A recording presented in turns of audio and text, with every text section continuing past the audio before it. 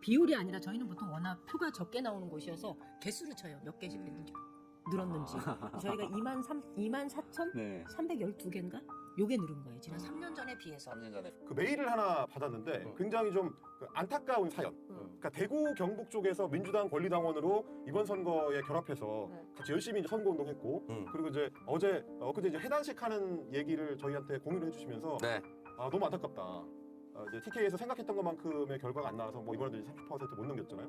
그런 결과 때문에 혹시 또 이제 비판을 받게 되지 않을까에 대한 이제 걱정하시는 분들이 이런 메일을 좀 보내주세요.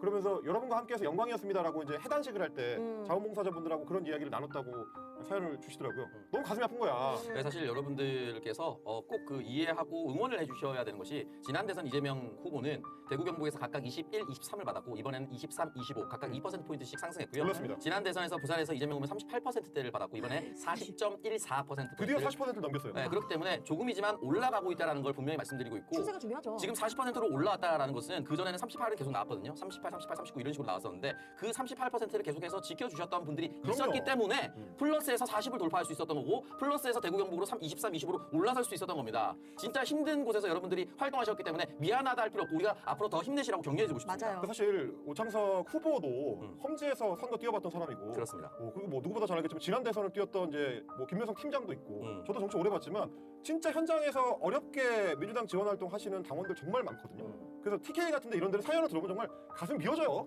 그분들 한 20년 동안 그러고 있어요. 맞아요. 아무것도 바뀌지 않는 것 같은 그냥 바위에다가 혼자 20년 동안 머리 박고 있는 거야. 아니 뭐 죄졌으니까 그 사람이 자기의 마음이 민주당 당원일 뿐인데 20년을 그러고 있지 너무 불쌍하잖아요. 근데 이제 그런 사람들한테 왜 이거밖에 못하냐.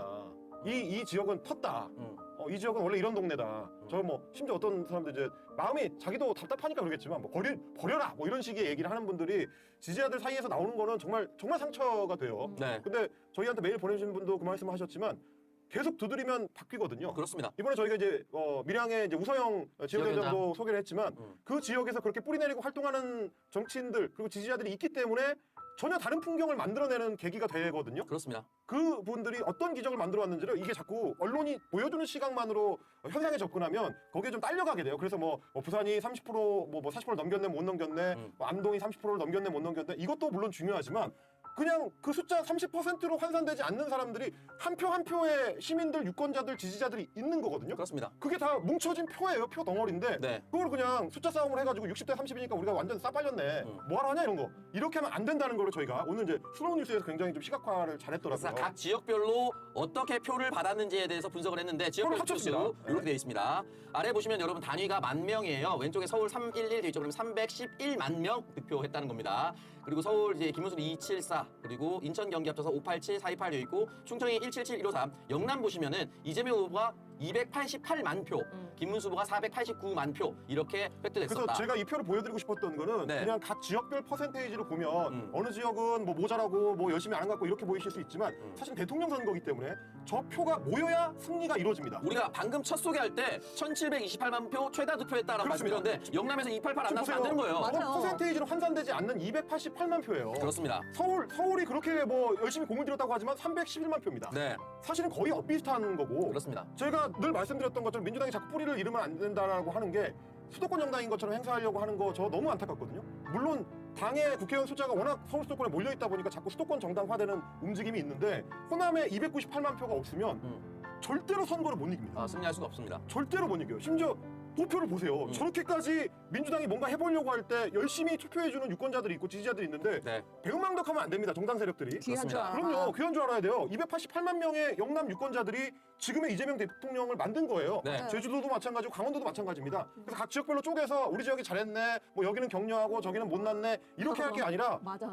그냥 어쩌다 우연히 내가 영남에 살고 있을 뿐인데 내가 서울 수도권에서 욕먹어야 될 이유가 뭐가 있어요. 나도 열심히 노력한 민주당 당원이고 지지자인데 그런 부분들까지도 여러분이 같이 고민할 수 있는 성숙한 정치 문화가 더 되면 좋겠고 원래 대선은 항상 이렇게 레거시, 그러니까 유산을 남기거든요. 우리가 굉장히 좋은 유산을 이번 기회에 민주당 지지자들이 얻었지 않나 저는 그런 생각이 들어서 그걸 좀 공유를 드리고 싶었습니다. 더불어민주당 국회의원 정국 농어민 위원장님 모시고 이야기. 어제 투표가 있었잖아요. 네. 그래서 결과적으로 어쨌든 뭐 이재명 대통령이 당선이 돼서 잘 됐고 잘 시작하고 있는데 또 많은 분들이 우리나라는 또 이렇게 지도를 딱 놓고 보면 왼쪽은 파란색, 오른쪽은 빨간색은 안 바뀌는구나 이 생각을 하고 계시단 그러니까 말이죠. 제가 오늘 그 취임식에 앉아 있는데 너무 서글픈 거예요. 마음이 좀 우울했어요. 네.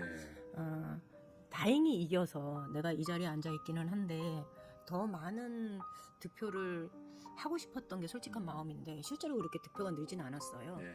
그러니까 지난 3년 전에 선거가 23%였는데 이번에 네. 25%니까 한 대구, 경북 합쳐서. 아니 경북만. 경북. 대구는 저희보다 조금 더 낮아요. 네네. 맞죠. 그래서 그러니까 지난 선거하고 비교했을 때 이번 선거에서 얻은 득표의 비율이 아니라 저희는 보통 워낙 표가 적게 나오는 곳이어서 개수를 쳐요. 몇 개씩 했는지 늘었는지.